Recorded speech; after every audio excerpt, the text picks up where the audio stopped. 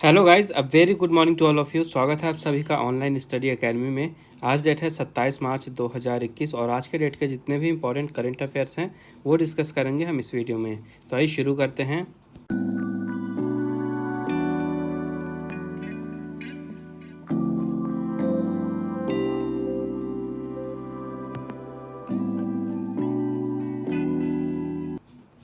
तो आज का पहला अपडेट है, Himachal Pradesh ranked first in the state TBI index 2021। Himachal Pradesh राज्य टीबीआई सूचकांक 2021 में पहले स्थान पर रहा। तो कल ही के वीडियो में मैंने आपको बताया था कि 24 मार्च को पूरे विश्व भर में विश्व टीबी दिवस मनाया जाता है और उसी दिन के उपलक्ष्य में भारत का जो स्वास्थ्य मंत्रालय है उन्होंने स्टेट टीबीआई इंडेक्स 2021 और उसके साथ ही इंडिया टीबी रिपोर्ट 2021 को प्रकाशित किया। तो इंडेक्स में ये देखा गया कि जो नेशनल ट्यूबरक्लोसिस एलिमिनेशन प्रोग्राम था, इसके अंडर में कौन से स्टेट या यूनियन टेरिटरीज जो है ये टीबी को कंट्रोल करने में सक्षम रहे हैं। तो लक्षद्वीप पहला यूनियन टेरिटरी बना है जो कि पूरी तरह से टीबी फ्री डिक्लेयर किया गया है। इसके साथ ही जो जम्मू और कश्मीर का बुदगम डिस्ट्रिक्ट है, इसको भी टीबी फ्री डिक्लेयर किया गया है। और इसी टीबीआई इंडेक्स 2021 में टॉप किया हिमाचल प्रदेश ने, यानी हिमाचल प्रदेश उन बड़े स्टेट्स के कैटेगरी में रहा जिनकी पॉपुलेशन 50 लाख से ज़्यादा है और उन्होंने नेशनल ट्यूबरक्लोसिस एलिमिनेशन प्रोग्राम के अंडर में ट्यूबरक्लोसिस को ख़त्म किया। तो जो भारत है, यहाँ का एम है कि भारत से 2025 तक टीबी यानी कि ट्यूबरक्लोसिस को पूरी तरह से एलिमिनेट करना और पूरे विश्व भर में जो ग्लोबल टारगेट है ये है 2030 का। तो भारत आगे चल रहा है। उसके अलावा ये जो टीबी रिपोर्ट 2021 प्रकाशित की गई है, इसमें यह पाया गया कि भले इस साल पेंडेमिक चला, उसके बाद भी भारत में जो टीबी के केसेस आए हैं उसमें 24% की गिरावट देखी गई है पिछले साल के कंपैरिजन में। तो ये भी आपको याद रखना है। भारत के यूनियन हेल्थ मिनिस्टर हैं हर्षवर्धन जी। ओके, और टॉप क्या है हिमाचल प्रदेश ने, तो यहाँ के चीफ मिनिस्टर हैं जयराम ठाकुर जी। गवर्नर हैं बंडारू दत्तात्रेय और समर कैपिटल है शिमला, जबकि विंटर कैपिटल है धर्मशाला। नेक्स्ट अपडेट है, S Pangnyu Phom has launched I learn app for community health officers. S Pangnyu Phom ji ने सामुदायिक स्वास्थ्य अधिकारियों के लिए आई लर्न ऐप लॉन्च किया है। तो एस फेंग्यू फोम जी हैं, ये नागालैंड के health and family welfare minister हैं और इन्होंने अभी हाल ही में नागालैंड में जो CHO है यानी कि कम्युनिटी हेल्थ ऑफिसर्स, उनके लिए आई लर्न ऐप लॉन्च किया है। तो ये जो आई लर्न ऐप है, इसका यूज़ करके ये जो सामुदायिक स्वास्थ्य अधिकारी हैं, ये नई नई टाइप की जो भी क्लिनिकल और नॉन क्लिनिकल एरियाज़ में नई स्किल्स हैं, नई चीज़ें हैं, नई टेक्नोलॉजीज़ हैं, नए तरीके हैं, इनको सीख सकेंगे। और इससे जो प्राइमरी हेल्थ केयर है नागालैंड का, उसको काफ़ी ज़्यादा मजबूती होगी। खासकर इस कोविड-19 के पैंडेमिक के टाइम में ये बहुत ज़रूरी है कि हर एक एरिया में जो भी वहाँ का प्राइमरी हेल्थ केयर है वो ज़्यादा से ज़्यादा मजबूत हो। तो इसी को सपोर्ट प्रदान करने के लिए ये ऐप लॉन्च किया गया है। बात करते हैं नागालैंड की, तो यहाँ की कैपिटल है कोहिमा, चीफ मिनिस्टर हैं नेफ्यू रियो और गवर्नर हैं RN रवि। नेक्स्ट अपडेट है, Denis Sassou Nguesso reelected as president of Republic of Congo. Denis Sasso Nguesso को कॉन्गो गणराज्य के राष्ट्रपति के रूप में फिर से चुना गया है। तो ये हैं डेनिस सासू एनग्यूसो और हाल ही में इनकी पार्टी ने इलेक्शन हुए तो वहाँ पे फिर से जीत दर्ज की है और ये रिपब्लिक ऑफ कॉन्गो के फिर से राष्ट्रपति चुन लिए गए हैं। तो इनका नाम आपको याद रखना है। दूसरी चीज़, जो रिपब्लिक ऑफ कॉन्गो है, यहाँ की कैपिटल है ब्राज़ाविले। प्रेसिडेंट बन गए हैं फिर से Denis Sassou Nguesso. Prime minister हैं क्लेमेंट मुआम्बा और करेंसी है Central African CFA franc. Next update है, Sanjeev Kumar has been appointed as chairman of Airports Authority of India. Sanjeev Kumar ji को भारतीय विमानपत्तन प्राधिकरण के अध्यक्ष के रूप में नियुक्त किया गया है। तो ये हैं संजीव कुमार जी और हाल ही में जो एयरपोर्ट्स अथॉरिटी ऑफ इंडिया है यानी कि भारतीय विमानपत्तन प्राधिकरण, वहाँ के ये नए अध्यक्ष यानी कि चेयरमैन नियुक्त किए गए हैं। ओके, नाम याद रखिएगा, संजीव कुमार। ये रिप्लेस करेंगे अनुज अग्रवाल जी को।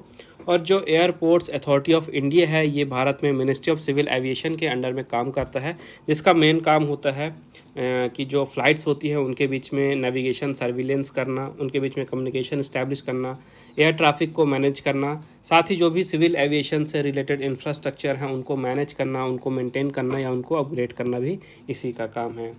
इसकी स्थापना हुई थी 1995 में। हेडक्वार्टर है न्यू दिल्ली में और चेयरमैन बन गए हैं संजीव कुमार।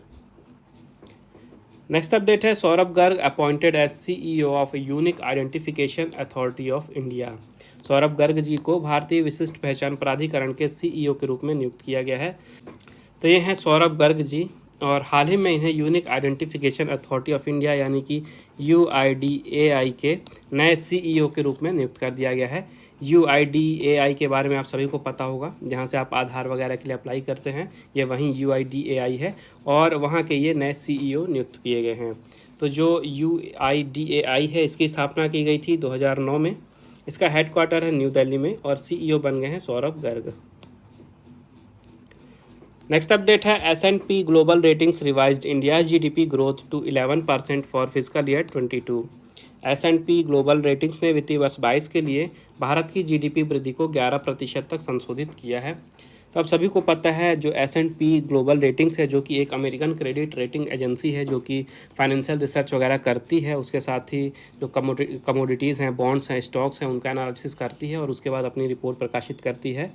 तो उन्होंने कुछ ही दिनों पहले जो भारत है उसके सकल घरेलू उत्पाद को लेकर अपना अनुमान दिया था कि वित्तीय वर्ष 22 में यानी 2021 से 22 का जो समय होगा, यहाँ पे भारत की जो GDP होगी उसमें 10% की वृद्धि देखी जाएगी।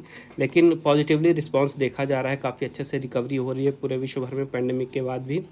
तो इस कारण से उन्होंने जो उनका एस्टिमेशन था, अनुमान था GDP को लेके, उसको रिवाइज़ किया है और इन्होंने नया एस्टिमेशन दिया है 11% का। यानी अब S&P ग्लोबल रेटिंग्स के अनुसार 2022 में, वित्तीय वर्ष 2022 में जो भारत का सकल घरेलू उत्पाद है उसमें 11% की बढ़ोतरी देखी जाएगी।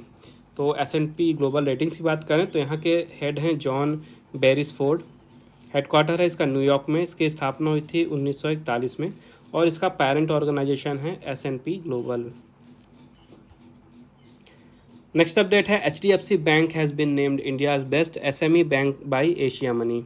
एशिया मनी द्वारा HDFC बैंक को भारत के सर्वश्रेष्ठ SME बैंक के रूप में नामित किया गया है।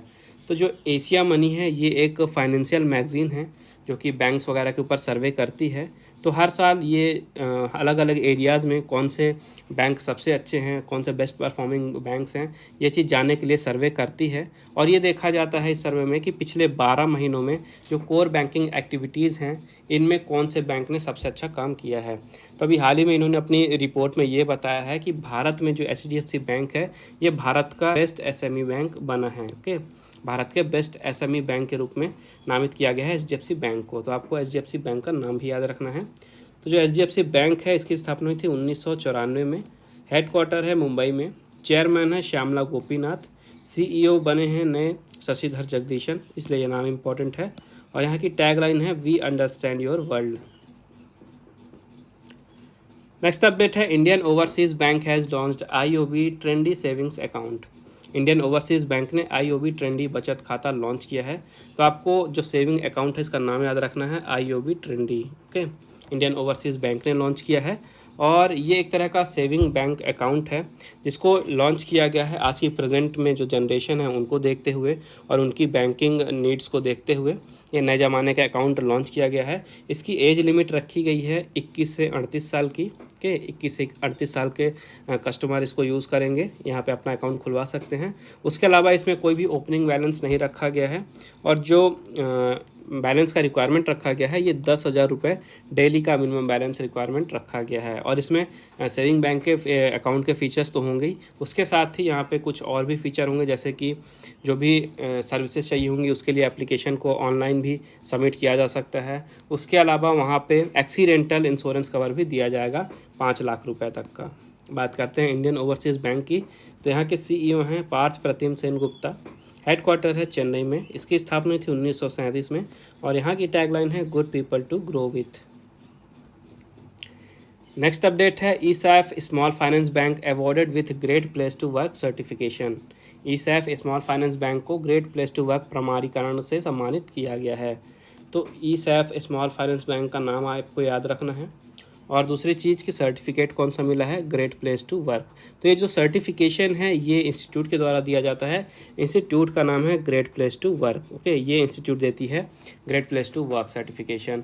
और ये सर्टिफिकेशन को देने के लिए ये जो ग्रेट प्लेस टू वर्क है ये देखती है कि कोई भी फर्म है उसका इन्वायरमेंट कितना ज़्यादा अच्छा है, कितना ज़्यादा सपोर्ट करता है वहाँ के एम्प्लॉयज़ को। ओके, इसमें देखा गया कि ये जो ईसैफ स्मॉल फाइनेंस बैंक है तो काफ़ी ज़्यादा ये कमिटेड लगा इनके एम्प्लॉयज़ के लिए। जो भी इन्होंने सर्वे कराया उसमें ये पाया गया कि जो भी एम्प्लॉयज़ हैं काफ़ी ज़्यादा खुश हैं और बैंक पूरी तरह से कमिटेड है, यहाँ का इन्वायरमेंट काफ़ी अच्छा है। तो इस कारण से इसको ये सर्टिफिकेशन दिया गया है ईसैफ स्मॉल फाइनेंस बैंक को। यहाँ के एमडी और सीईओ हैं के पॉल थॉमस। हेडक्वार्टर है केरला के त्रिशूर में। इसकी स्थापना हुई थी 2017 में और टैगलाइन है joy of banking. Next update है India and Madagascar have conducted first ever joint naval patrolling and PASSEX. भारत और मेडागास्कर ने पहले संयुक्त नौसेना पेट्रोलिंग और पासेक्स का आयोजन किया है। तो अभी हाल ही में जो भारत की नेवी है और जो मेडागास्कर की नेवी है दोनों के ही बीच में एक जॉइंट नेवल पेट्रोलिंग हुआ, जो कि पहला यानी सबसे पहली बार इसे आयोजित किया गया था। दूसरी चीज़ की दोनों ही नेवीज़ के बीच में पासिंग एक्सरसाइज भी हुई, यानी कि पासेक्स, ओके, जिसे शॉर्ट में कहा जाता है। और ये एक्सरसाइज हुई है मेडागास्कर के एक्सक्लूसिव इकोनॉमिक जोन में। ओके, इसका कराने का उद्देश्य क्या था? इसको कराने का मेन उद्देश्य ये था कि जो इंडियन ओशियन रीजन है भारत और मेडागास्कर के बीच में, यहाँ पे मैरीटाइम सिक्योरिटी को बढ़ाया जाए। इसके अलावा जो भारत की नेवी है और मेडागास्कर की नेवी है दोनों के ही बीच में कोऑपरेशन बढ़ाना, इंटर ऑपरेबिलिटी बढ़ाना और ये इंश्योर करना कि समय आने पे दोनों नेवी एक साथ मिलकर कोऑपरेट करके सही से काम कर सकें। तो इसी कारण से इनके बीच में पासेक्स का भी आयोजन किया गया था। तो भारत की तरफ से इस एक्सरसाइज में INS शार्दुल ने पार्टिसिपेट किया, ये आपको याद रखना है। और बात करते हैं मेडागास्कर की, तो यहाँ के प्रेसिडेंट हैं एनरी रेजोलिना। यहाँ की कैपिटल है अंतानानारिवो। करेंसी है मलागासी अरियारी। और भारत के जो चीफ ऑफ नेवल स्टाफ हैं ये हैं एडमिरल करमबीर सिंह। ओके, करमबीर सिंह।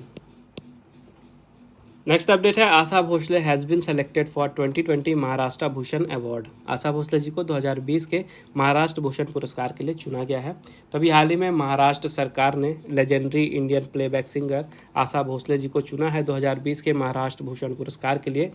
और ये जो महाराष्ट्र भूषण पुरस्कार है ये महाराष्ट्र का सबसे हाईएस्ट ऑनर अवार्ड माना जाता है, हाईएस्ट प्रेस्टिजियस अवार्ड माना जाता है।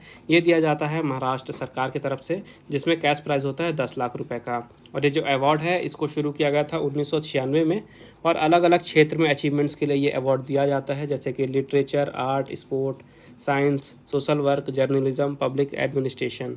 तो इन क्षेत्रों में ये अवार्ड दिया जाता है। इसके अलावा आशा भोसले जी की ही जो सिंगर सिस्टर हैं लता मंगेशकर जी, इन्हें भी अवार्ड दिया गया था 1997 में। प्लस एक चीज़ ये भी याद रखिए कि आशा भोसले जी को दादा साहब फाल्के अवार्ड भी दिया गया था सन 2000 में। ओके, बात कर लेते हैं महाराष्ट्र की, तो यहाँ के चीफ मिनिस्टर हैं उद्धव ठाकरे, गवर्नर है भगत सिंह कोश्यारी और कैपिटल है मुंबई। नेक्स्ट अपडेट है Danish Khan and Ruhi Khan have authored the book escaped true story of Indian fugitive in London. Danish Khan और रूही खान ने escaped true stories of Indian fugitive in London नामक किताब लिखी है। तो सबसे पहले तो आपको बुक का नाम याद रखना है, escaped true story of Indian fugitives in London. Okay, उसके बाद इसके ऑथर कौन हैं? तो दो ऑथर हैं, दानिश खान और रूही खान, दोनों का नाम आपको याद रखना है। और इस बुक को प्रेजेंट किया गया है Indian author S Hussain Zaidi ji के द्वारा, ये नाम भी आपको याद रखना है। और इस बुक में बताया क्या गया है? तो इस बुक में ये बताया गया है भारत में जो 12 हाई प्रोफाइल केसेस हुए, जैसे कि नीरव मोदी वाला केस हो गया, विजय माल्या वाला केस हो गया, तो इस तरह से 12 हाई प्रोफाइल केसेस के बारे में बताया गया है जो कि गिल्टी होने के बाद इंडिया छोड़ के इंग्लैंड फरार हो गए। तो इनके बारे में बताया गया है। ये जो बुक है ये पब्लिश की गई पेंगुइन ईबरी प्रेस के द्वारा। तो ये थे आज के इंपॉर्टेंट अपडेट्स। आई होप आपको यूजफुल लगे होंगे। वीडियो पसंद आई है तो प्लीज़ वीडियो को लाइक ज़रूर करें, ज़्यादा से ज़्यादा शेयर करें अपने दोस्तों के साथ और चैनल को सब्सक्राइब करना ना भूलें। साथ ही नोटिफिकेशन आपको मिलती रहे इसलिए मेक श्योर बेल आइकन ज़रूर दबाइएगा। और रिवीजन के लिए अगर आपको PDF फाइल चाहिए तो उसकी लिंक मैंने नीचे डिस्क्रिप्शन में दे दी है, आप वहाँ पर विजिट करके फ़ाइल डाउनलोड कर सकते हैं। तो फिर मिलते हैं कल कुछ नए करंट अफेयर्स के साथ। तब तक के लिए take care and thank you guys.